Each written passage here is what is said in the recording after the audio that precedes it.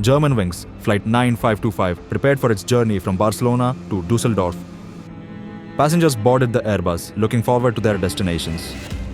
This flight was supposed to be just another routine trip, but things took a strange turn as the captain stepped out of the cockpit for a moment, leaving the co-pilot, Andreas Lubitz, in charge.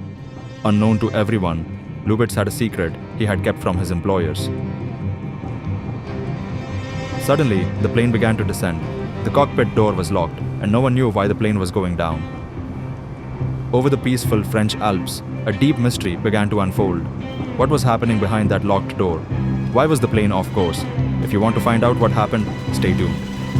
This is the story of Germanwings Flight 9525.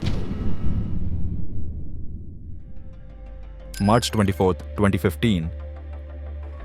Germanwings Flight 9525 is a scheduled international passenger flight between Barcelona, Spain and Dusseldorf, Germany. The aircraft operating this flight is a 24-year-old Airbus, a 320211. It made its first flight on the 29th of October 1990, and it was delivered to Lufthansa on the 5th of February 1991. The aircraft was leased to Germanwings from the 1st of June 2003 until mid-2014, then returned to Lufthansa on the 22nd of July 2004. It remained with the airline until it was transferred to Germanwings again on the 31st of January 2014. The aircraft had accumulated about 58,300 flight hours on 46,700 flights. The pilot in command is Captain Patrick S., who was 34 years old. He has 10 years of quiet experience with 6,000 flight hours, flying a 320S for Germanwings, Lufthansa and Condor. The pilot is Andreas L., aged 27. He joined Germanwings in September 2013 and has 630 flight hours of experience. There are 144 passengers and 6 crew members on board.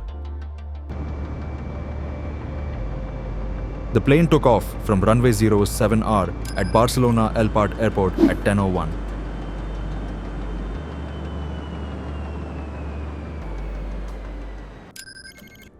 The aircraft is due to arrive at Dusseldorf Airport by 11:39. The aircraft is flying at its cruising altitude of 38,000 feet. At 10:30, the flight is cleared by air traffic control directly to the Irmar waypoint. This is confirmed by the flight crew.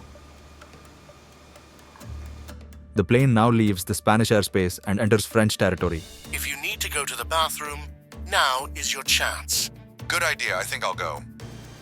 At 10:30, the captain tells the co-pilot that he is leaving the cockpit and asks him to take over the radio communications. As the captain leaves, the first officer sets the autopilot's altitude selector to 100 feet. The airplane starts to descend and both engines' speed decreases. 2 seconds later, the first officer sets the autopilot's speed selector to the plane's highest operational speed. Seems strange, right?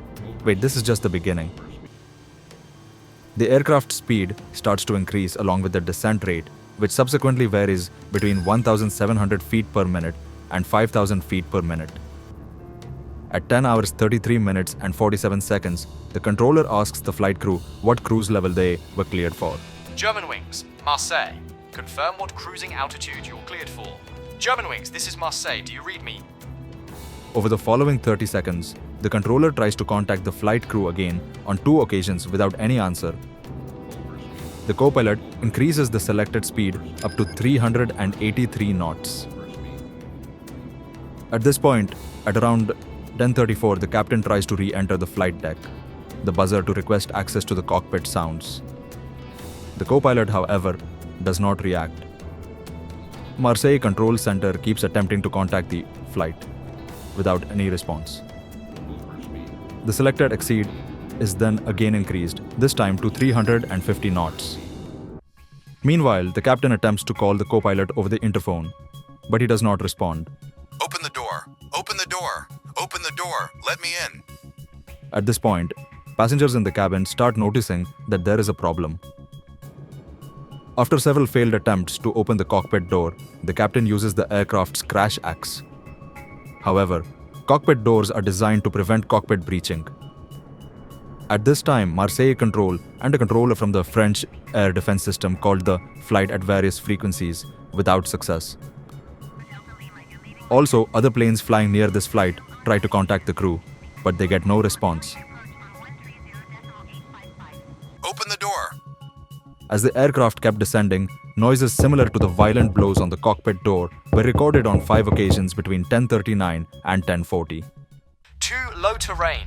Terrain ahead, pull up, pull up. Terrain, terrain, pull up, pull up. Terrain ahead, pull up, pull up, pull up. Terrain, terrain, pull up, pull up, pull up. Terrain, terrain, pull up. Germanwings Flight 9525 Massif destroyer Veches, a region of the French Alps.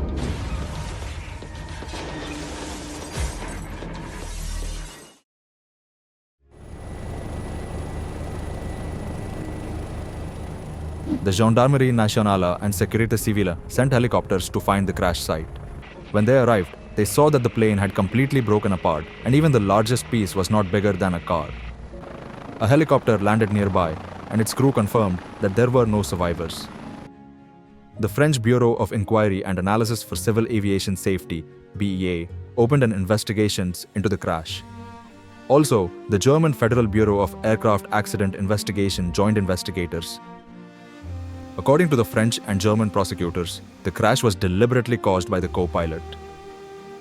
Investigators stated that the first officer was initially courteous to the captain during the first part of the flight. However, he then became curt when the captain began the mid-flight briefing on the planned landing. After the captain returned from probably using the toilet and tried to enter the cockpit, the co-pilot had locked the door. The captain had a code to unlock the door, but the lock's code panel can be disabled from the cockpit control. The captain requested re-entry using the intercom. He knocked and then banged on the door, but he received no response. The captain then tried to break down the door, but like most cockpit doors made after the September 11th attacks, it had been reinforced to prevent intrusion. The aircraft eventually crashed. The investigators discovered that the first officer was suffering from depression in the years before the crash. The first officer got several doctors' notes advising him not to fly again, although he simply ignored the advice. The doctors who gave the co-pilot the notes also did not contact Lufthansa to inform them of the issue. The investigators also discovered that the co-pilot attempted to crash the plane during the previous Düsseldorf of Barcelona leg. This means that the first officer planned to crash the aircraft instead of just suddenly descending to do so. 9525. Since doctors in Germany could be prosecuted for breaking the first officer's confidentiality, they refused to talk to investigators. The exact extent of the first officer's depression is unknown, although investigators believed that he was suffering from a psychotic depression. In response to the crash, several airlines made it mandatory to have at least 2 crew members present in the cockpit at all times. That was the tragic story of Germanwings flight. Now, we want to hear from you. What do you think should be done to prevent such tragedies in the future? Share your thoughts in the comments below. Don't forget to subscribe to our channel for more in-depth stories and analyses. Thanks for watching and stay safe.